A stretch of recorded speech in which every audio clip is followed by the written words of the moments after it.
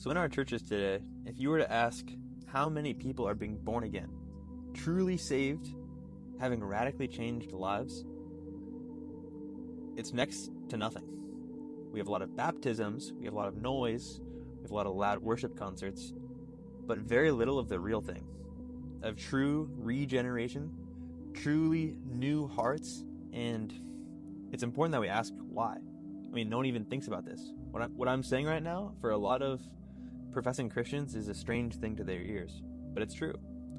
For the most part, Christians are no different from unbelievers and the world, live very similar lives, and basically the only thing that distinguishes us is that we say we're Christian. And that's the truth. I'm not ashamed to say it. I don't care what pushback I'll get.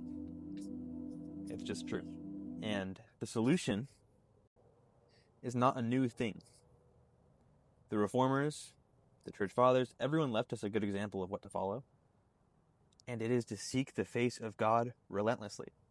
Because the problem is not necessarily the lack of changed lives. It's not the lack of salvation. It's the lack of desire for salvation.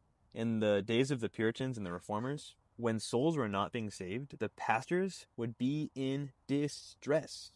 Let me just read a John Flavel quote that I found.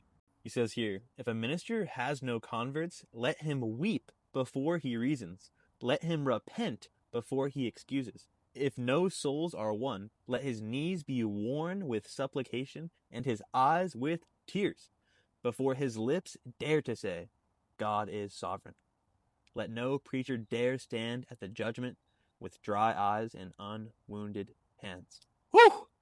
And the worst part of all this is we have people who have such good theology and they excuse their lack of converts under the pretense of God's sovereignty. Oh, God's just sovereign. We just preach the gospel and we let God do the work. And they say it, obviously there's a theological truth there, but they say it in such an indifferent, cold, and callous way. It's like, do you not see that there are souls going to hell? God is sovereign. Nonsense, bro. Nonsense. If you truly understand the sovereignty of God, it will never, ever be an excuse for your lack of desire and concern for the salvation of souls.